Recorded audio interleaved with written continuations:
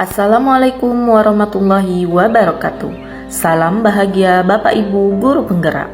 Saya Mega Silvia, calon guru penggerak Angkatan 11 dari Kota Pangkal Pinang, akan memaparkan kesimpulan dan refleksi pemikiran Ki Hajar Dewantara pada modul 1.1 koneksi antar materi.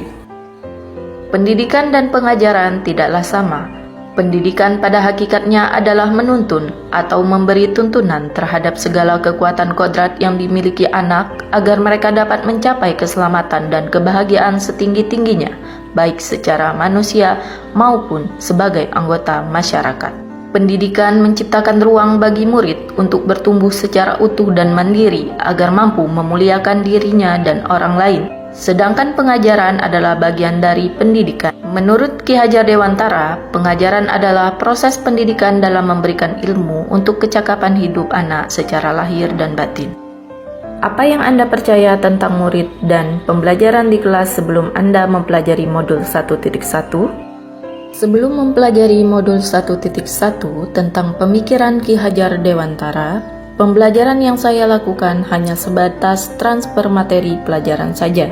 Saya menganggap ketuntasan dalam penyampaian materi lebih penting daripada memahami karakteristik murid. Biasanya, saya hanya melihat nilai murid hanya dari aspek kognitif saja. Misalnya, saat mereka mengerjakan soal berupa tugas atau ulangan harian. Jika nilai murid sudah mencapai KKM, dianggap pembelajaran sudah berhasil. Selain itu, saya pun beranggapan bahwa murid hanya sebagai objek pembelajaran, sehingga pembelajaran berpusat pada guru atau menggunakan metode teacher center. Sebelum mempelajari modul 1.1, saya tidak memperdulikan apakah murid sudah benar-benar paham atau belum pada materi yang diajarkan, karena fokus pertama saya lebih kepada ketercapaian materi. Mengingat materi yang saya sampaikan cukup padat tiap semesternya, saya pun hanya meminta murid untuk menghafal materi yang saya ajarkan tanpa memikirkan bagaimana cara agar materi tersebut dapat dipahami dengan sepenuhnya. Sehingga saya sering merasa gagal atau mengeluh jika banyak murid yang tidak tuntas setelah melakukan evaluasi. Apa yang berubah dari pemikiran dan perilaku Anda setelah mempelajari modul ini? Setelah mempelajari modul 1.1, saya menyadari bahwa apa yang saya pikirkan dan lakukan selama ini tidak tepat. Seharusnya saya melakukan proses pembelajaran secara menyeluruh, bukan hanya aspek kognitif saja, melainkan aspek afektif, psikomotor, spiritual, sosial, dan budaya. Murid bukan sebagai objek pembelajaran, melainkan subjek pembelajaran. Artinya, murid memiliki kebebasan berekspresi, mengemukakan pendapat, dan berkreasi sesuai dengan metode atau model pembelajaran.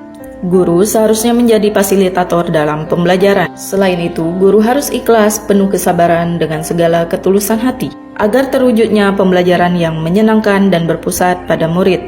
Sebagai guru, saya harus mempelajari karakteristik murid, karena setiap anak dilahirkan unik dengan kelebihan dan kekurangannya masing-masing. Saya harus menghargai setiap karakter murid, dengan memberikan kesempatan murid untuk tumbuh dan berkembang sesuai dengan kodratnya. Apa yang dapat segera saya terapkan lebih baik agar kelas Anda mencerminkan pemikiran Ki Hajar Dewantara? Yang dapat segera saya terapkan dalam pembelajaran di kelas antara lain, merancang pembelajaran yang interaktif dan menyenangkan dengan melibatkan murid sesuai metode student center.